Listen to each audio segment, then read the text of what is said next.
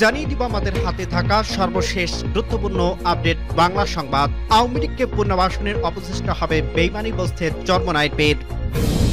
জানিয়ে দিব আরেকটি 11 কখনো হতে দেবে না বলছে নাহিদ ইসলাম। আরো জানিয়ে দিব রক্তের শপথ আওয়ামী লীগের রাজনীতি করতে দেওয়া হবে না বলছে আক্তার হোসেন। এবং আরো জানিয়ে দিব দিনক্ষণ এখনো নির্ধারণ করে উপযুক্ত সময় তারেক রহমান আসবেন বলছে মির্জা ফখরুল।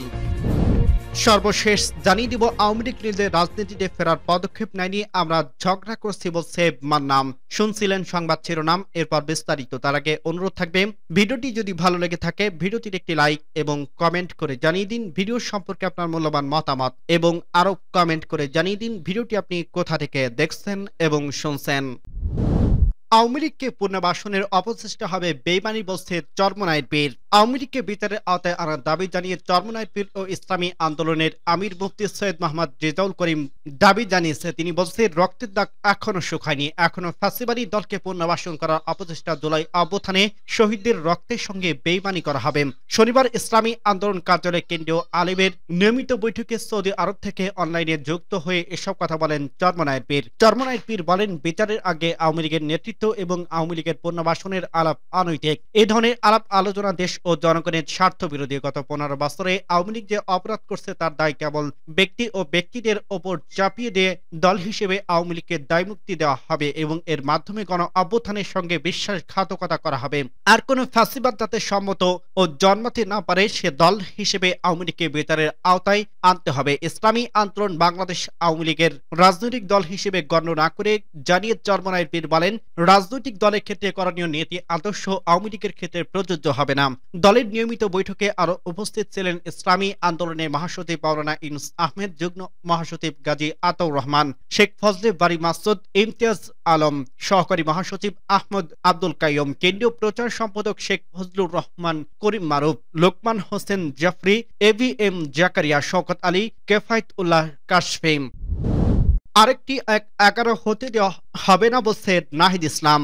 আওয়ামী লীগের পুনর্বাসনে কোনো ধরনের পরিকল্পনা হলে তা কঠোর হস্তে দমন করা হবে বলে মন্তব্য করছে জাতীয় নাগরিক পার্টির আহ্বায়ক নাহিদ ইসলাম। শুধু আওয়ামী লীগ নয়, ফাঁসিজমের যত দোষর ও সুবিধাভোগী রয়েছে তাদের বিচারের আওতায় আনা হবে।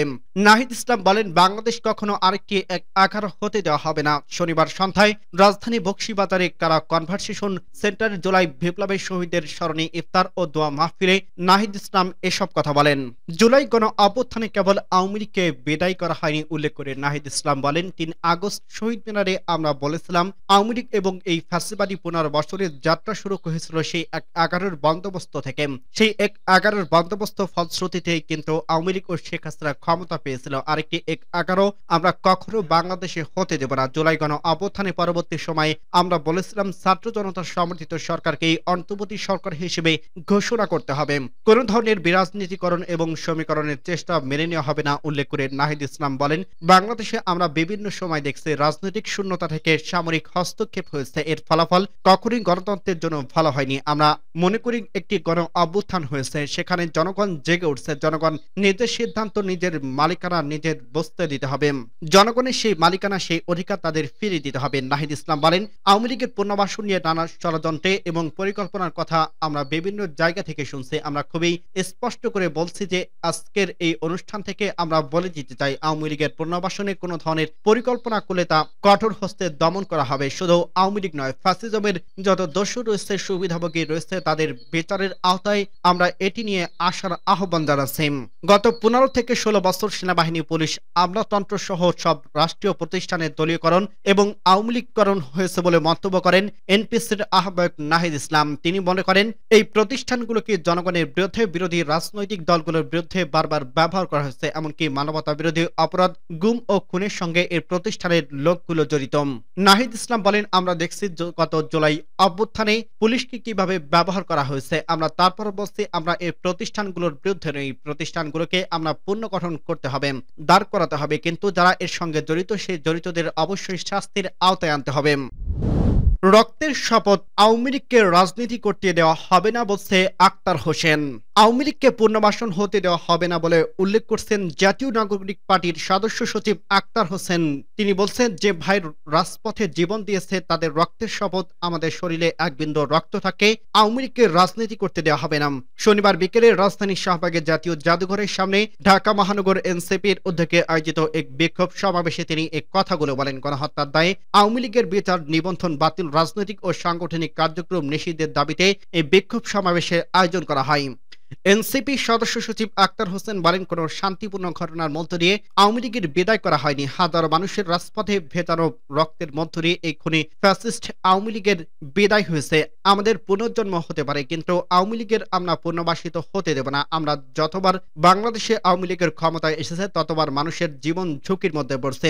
দেশের মানুষ জীবন দিয়ে জানিয়ে দিয়েছে আওয়ামী লীগ এ দেশে আর রাজনীতি করতে পারবে না। উল্লেখ করে আক্তার হোসেন বলেন, যে ভাইয়ের রাজপথে জীবন দিয়েছে তাদের রক্তের শপথ, আমাদের এক বিন্দু রক্ত থাকতে আওয়ামী লীগকে আর রাজনীতি করতে দেব না। দল হিসেবে আওয়ামী লীগকে নিষিদ্ধ করতে হবে। উল্লেখ করে আক্তার হোসেন বলেন, আশ্চর্যের বিষয় হলো ৭ মাস পেরিয়ে গেছে, অন্তর্বর্তী সরকার আওয়ামী লীগের ব্যাপারে কোনো বিচারিক কার্যক্রম শুরু করেনি। অন্তর্বর্তীকালীন সরকারকে বলবো, দল হিসেবে আওয়ামী লীগকে বিচারের কাঠগড়ায় দাঁড় করাতে হবে। আওয়ামী লীগের নামে কোনো সাংগঠনিক কার্যক্রম চালানো যাবে না। অল্প সময়ের মধ্যে নিবন্ধন বাতিল করতে হবে।